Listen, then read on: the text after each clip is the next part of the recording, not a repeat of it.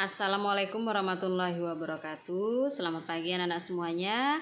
Selamat bersiap-siap mengikuti pembelajaran. Nah, pada hari ini pembelajaran kita adalah tematik. Sebelum memulai pembelajaran, marilah kita berdoa ya, agar apa yang kita pelajari pada hari ini senantiasa mendapatkan keberkahan dan rahmat dari Allah Subhanahu wa taala. Ada banyak contoh doa sebelum belajar. Boleh membaca suratul Fatihah ataupun doa-doa pendek lainnya. Nah, pada kali ini kita akan membaca salah satu doa yang biasa dibaca ketika sebelum belajar.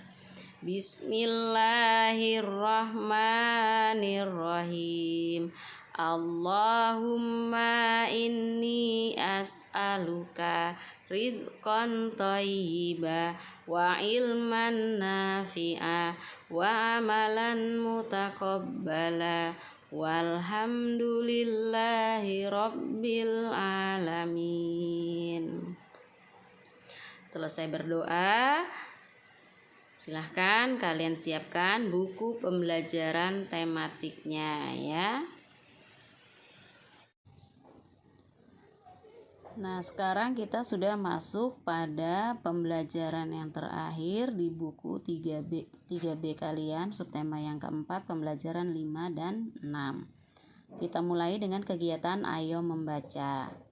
Nah, di halaman 112 itu ada teks bacaan ya. Dengarkan ibu membaca. Kera dan rusa. Suatu siang yang terik, tampak seekor rusa sedang berjalan tertatih-tatih. Napasnya terengah-engah karena sangat kelelahan. Kebetulan ia di depan sebuah pohon rindang. Di pohon itu tampak ada seekor kera yang sedang duduk di cabang pohon. Rusa pun memutuskan untuk berteduh di bawah pohon sebentar. Rusa berkata, "Oh rusa, kamu tampak lelah sekali. Kamu mau kemana?"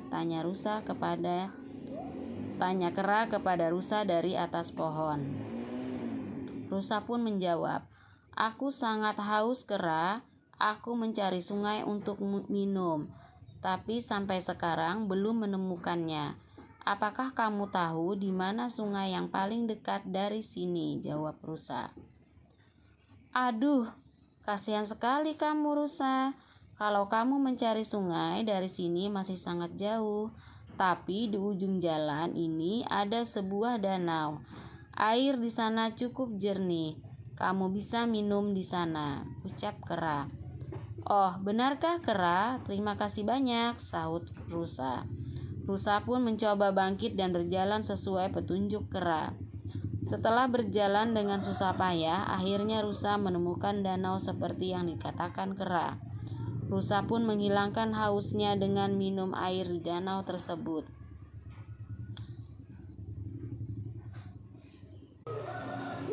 Lalu rusa berkata, "Wah, ternyata kera itu benar. Dia kera yang sangat baik. Aku akan membalas kebaikannya di lain waktu," gumam rusa. Setelah cukup minum dan beristirahat, rusa pun bergegas pulang untuk ke rumahnya.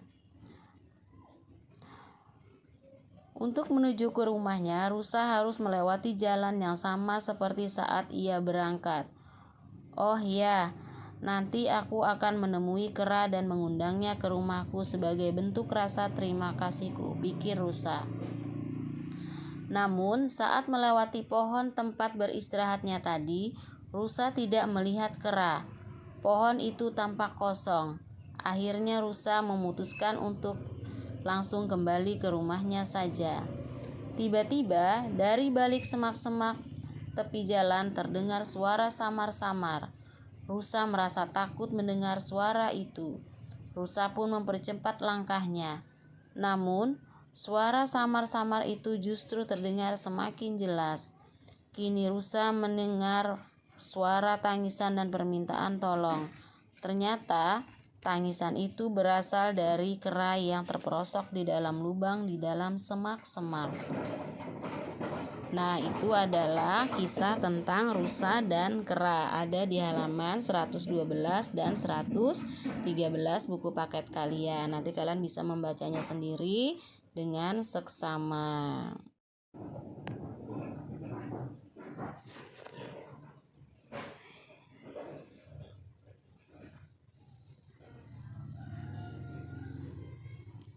Sekarang kita akan mempelajari masalah pecahan senilai. Perhatikan contoh berikut ini.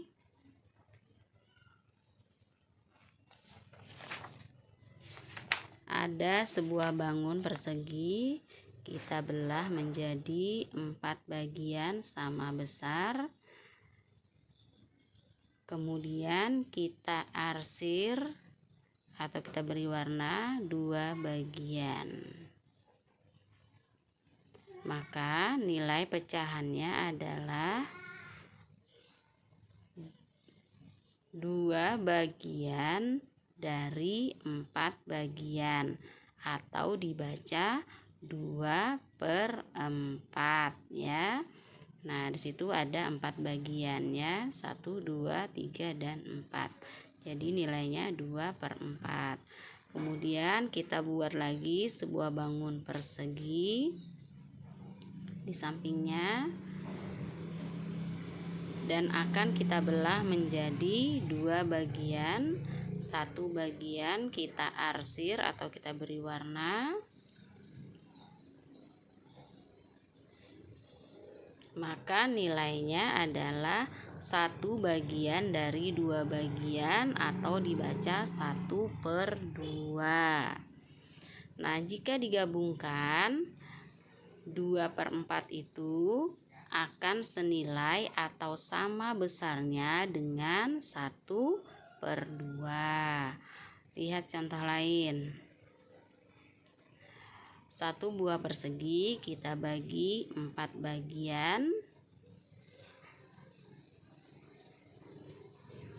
Kemudian kita belah lagi menjadi 3 bagian ke bawah, jadi totalnya 12 bagian ya. Nah, kita arsir 3 bagian sama besar. Nah, membelahnya itu sama besar ya. Mohon maaf itu kurang rata ya, karena tidak menggunakan penggaris ya medianya. Nah, nilainya adalah 3 bagian dari 12 bagian, atau dibaca 3/12. Lalu di sampingnya kita buat lagi gambar 1 buah persegi, kita belah menjadi 4 bagian sama besar. Lalu kita arsir 1 bagian. Nilainya adalah 1 bagian dari 4 bagian, atau dibaca 1/4 ya. Jadi 3/12 itu jika digabungkan itu akan senilai dengan 1/4.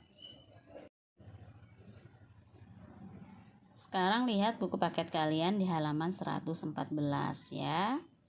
Nah, di atas ini ada 1 buah apel dibelah menjadi 2 bagian. 1 bagian dimakan. Nah, bagian yang telah dimakan ini nilainya adalah 1 bagian dari 2 bagian.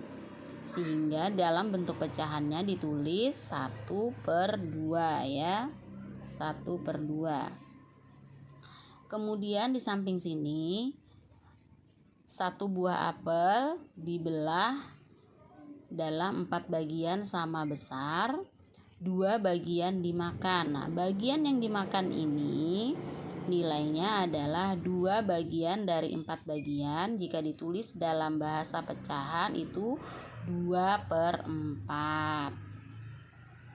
Nah, jika digabungkan 2/4 ini digabung jadi 1, disambung, nah dirangkai, maka ia sama besarnya dengan 1/2. Artinya 1/2 itu senilai atau sama dengan 2/4. Lihat di bawahnya.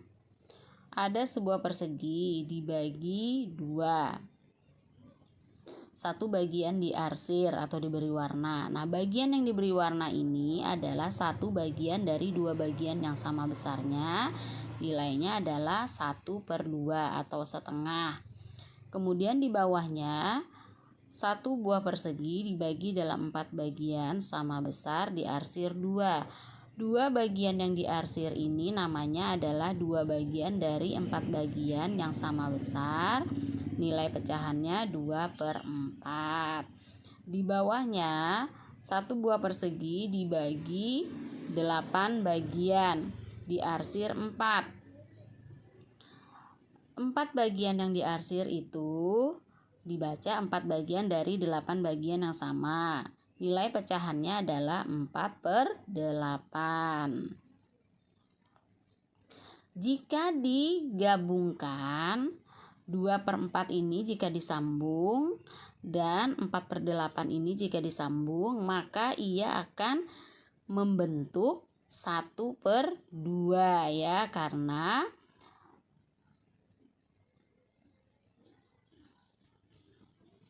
2 dibagi 2 sama dengan 1, 4 dibagi 2 sama dengan 2. Jadi nilainya 1/2 ya. Sama ini, 4 dibagi 4 sama dengan 1, 8 bagi 4 sama dengan 2. Jadi hasilnya pun sama 1/2. Jadi 1/2, 2/4, 4/8 itu merupakan pecahan yang memiliki nilai sama besarnya. Nah, contoh lain pada halaman 115 bisa dilihat ada dua buah lingkaran ya. Lingkaran yang pertama itu dibagi 6 bagian sama besar, kemudian diarsir 3 bagian. Maka nilai pecahannya adalah 3 bagian sama dari 6 bagian, ditulis 3/6. Lalu di sampingnya, satu buah lingkaran dibagi 8 bagian sama besar, 4 bagian diarsir, sehingga nilai pecahannya adalah 4/8. Artinya 4 bagian dari 8 bagian itu dibaca 4/8. Jika kita lihat ini, jika digabungkan maka nilainya sama besarnya, maka 3/6 itu senilai dengan 4/8. Karena 3 dibagi 3 sama dengan 1, 6 dibagi 3 sama dengan 2, nilainya adalah setengah atau 1/2. 4 bagi 4 sama dengan 1, 8 bagi 4 sama dengan 2, nilainya pun sama setengah. Artinya 3/6 ini adalah setengah dari lingkaran, 4/8 adalah setengah dari lingkaran. Nah, maka 3/6 itu senilai dengan 4/8, atau jika dibalik 4/8 senilai dengan 3/6. Nah, bisa dilihat lagi di bawahnya, satu buah persegi panjang dibagi 3 diarsir 1. Nah, bagian yang diarsir ini nilai pecahannya adalah 1/3. Nah, yang di bawahnya persegi panjang dibagi 6 yang diarsir 2. Nilai yang diarsir itu adalah 2/6. Jika dibandingkan 1/3 itu sama besarnya dengan 2/6, karena 2 ini dibagi dengan 2 sama dengan 1, 6 dibagi 2 sama dengan 3, nilainya pun sama 1/3. Artinya 2/6 itu sama nilainya dengan 1/3 bagian ya. Nah, demikian sedikit penjelasan Ibu mengenai pecahan senilai. Sekarang kita akan membahas mengenai peranan serta pembagian tugas. Nah, kita mulai dari pembagian tugas yang ada di sekolah. Di sekolah itu ada beberapa bagian dan memiliki tugas masing-masing. Di antaranya adalah kepala sekolah. Kepala sekolah tugasnya adalah menyusun dan melaksanakan program kerja sekolah, mensupervisi guru, dan evaluasi seluruh kegiatan yang ada di sekolah. Kemudian kepala sekolah juga sebagai pemimpin di sekolah. Selanjutnya ada tata usaha. Tata usaha tugasnya adalah mengelola administrasi sekolah, membuat surat mutasi baik yang masuk maupun yang keluar, menyimpan data penting yang ada di sekolah. Guru kelas. Tugas guru kelas adalah membuat program pembelajaran, melakukan pembelajaran di kelas, membimbing siswa, melakukan penilaian dan evaluasi pembelajaran. Selanjutnya ada guru bidang. Tugas guru bidang adalah melakukan kegiatan pembelajaran sesuai bidang yang diajarkannya, melakukan penilaian dan evaluasi sama seperti yang dilakukan oleh guru kelas. Contoh guru bidang adalah guru olahraga dan guru bahasa Inggris. Selanjutnya ada pustakawan. Pustakawan tugasnya adalah melakukan pelayanan perpustakaan, menata buku-buku yang ada di perpustakaan, melakukan inventarisasi dan administrasi perpustakaan. Selanjutnya ada penjaga sekolah. Tugas penjaga sekolah adalah menjaga keamanan, ketertiban, dan ketenangan lingkungan sekolah. Dan terakhir di sekolah itu ada petugas kebersihan. Petugas kebersihan memiliki tugas memelihara dan menjaga barang-barang milik sekolah, melakukan pembersihan terhadap sarana umum yang ada di sekolah seperti WC, aula, musola, tembok, dan halaman sekolah. Nah, itu adalah beberapa fungsi dan peranan pekerjaan yang ada di sekolah. Kita akan membahas mengenai peranan setiap pekerjaan di lingkungan tempat tinggal kita. Nah, di sekitar tempat tinggal kita itu ada beberapa bagian pekerjaan yang saling bekerja sama dan saling berkaitan, antara lain RT atau rukun tetangga. Nah, tugas RT adalah memelihara kerukunan dan kebersamaan antar warga. Lalu ada pula petugas keamanan. Petugas keamanan bertugas menjaga keamanan, ketertiban, dan kenyamanan lingkungan tempat tinggal. Dan yang terakhir adalah petugas kebersihan. Di lingkungan tempat tinggal kita itu biasanya ada petugas kebersihan. Nah, petugas kebersihan ini tugasnya menjaga kebersihan, kenyamanan, dan keindahan lingkungan. Dari pembahasan tadi, kita dapat menghargai pekerjaan di suatu lingkungan, baik lingkungan tempat tinggal kita maupun sekolah, dengan cara tidak meremehkan atau menganggap rendah suatu pekerjaan yang dikerjakan oleh orang lain. Yang kedua, tidak mengejek pekerjaan orang lain. Yang ketiga, tidak mengganggu saat orang lain bekerja. Yang keempat, tidak menjelek-jelekan pekerjaan yang orang lain lakukan. Dan yang kelima adalah memberikan pujian atau komentar yang baik atas pekerjaan yang orang lain lakukan. Nah, demikian anak-anak pembahasan mengenai jenis dan ragam pekerjaan baik di sekolah maupun di lingkungan tempat tinggal, serta cara menghargai pekerjaan di lingkungan tempat tinggal kita.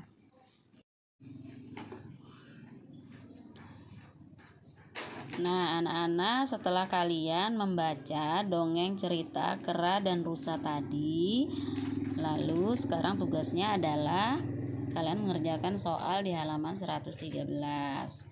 Nah, dikerjakan soal nomor 1, 2, dan 3. Nomor 1, informasi apa yang kamu dapat dari cuplikan dongeng di atas? Artinya, apa yang kalian dapat dari bacaan ini? Nah, kemudian yang kedua, siapa saja tokoh yang terdapat di dalam dongeng tersebut?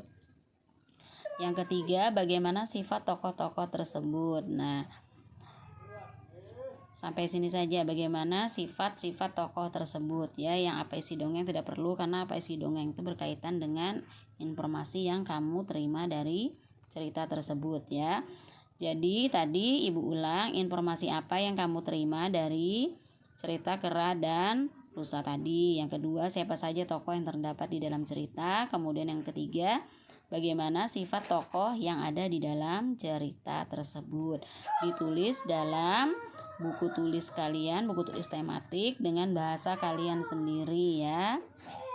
Jadi menulis isi ceritanya itu singkat saja dengan bahasa kalian. Apa yang kalian pahami dari cerita tersebut ya. Nah, dibuat dalam satu paragraf. Paragraf itu seperti ini, tulisan yang menjorok ke dalam ini. Ini contoh paragraf. Dari kata setelah sampai dengan pikir rusa, itu satu paragraf namanya. Tidak perlu panjang, cukup 4 baris saja ya. Jika ada kesulitan, jangan lupa meminta bimbingan kepada kedua orang tua atau pembimbing belajar kalian di rumah. Pada kegiatan Ayo Berlatih, kalian mengerjakan halaman 116 soal nomor 2 ya. Nah, halaman 116 soal nomor 2, bagian A sampai dengan H. Itu digambar di buku tulis ya.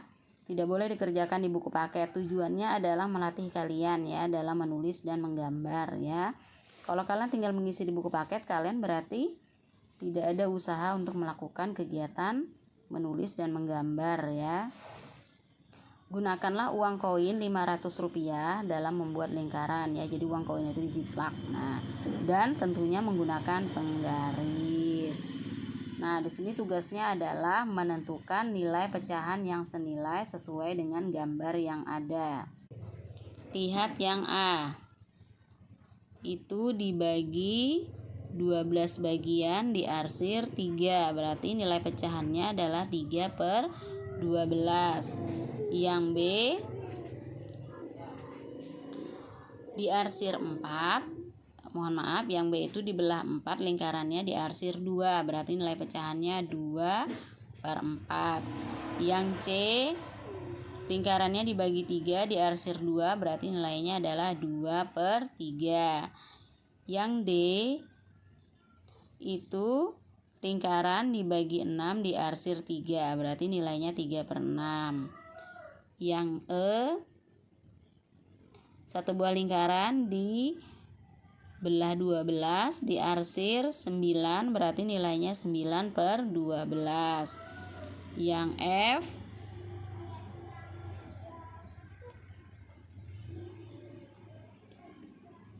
satu buah lingkaran dibagi 16 bagian, kemudian diarsir 4 bagian, nilainya adalah 4/16 ya. Yang G satu buah lingkaran dibagi 4, diarsir 3, nilainya adalah 4/3. Yang H satu buah lingkaran dibagi 6, diarsir 4, nilainya adalah 4/6. Nah, dari semua bagian-bagian ini, mana yang memiliki pecahan senilai? Nah, misalnya Ibu beri contoh. Yang B.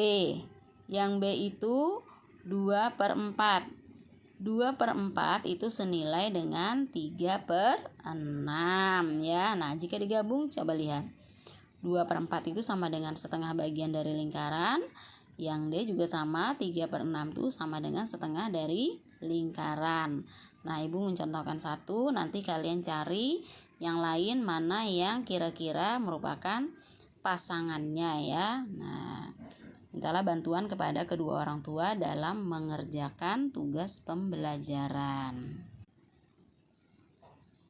Selain kalian mengerjakan halaman 116 soal nomor 2 bagian A sampai H, kalian juga mengerjakan halaman 121 soal nomor 4 ya. Halaman 121 soal nomor 4. Bagaimana cara kita menghargai berbagai pekerjaan yang ada di sekitar kita? Nah, ada tadi dalam video penjelasan Ibu. Jadi bagaimana caranya? Demikianlah pembahasan kita pada hari ini dalam muatan pembelajaran tematik. Semoga apa yang kita pelajari pada hari ini mendapatkan keberkahan dan rahmat dari Allah Subhanahu wa taala. Selesai melakukan pembelajaran, tidak lupa kita ucapkan Alhamdulillahirabbil alamin sebagai bentuk syukur kita kepada Allah Subhanahu wa taala atas limpahan rahmatnya pada hari ini, sehingga kita dapat menyelesaikan segala tugas yang dikerjakan. Ibu akhiri, Assalamualaikum warahmatullahi wabarakatuh.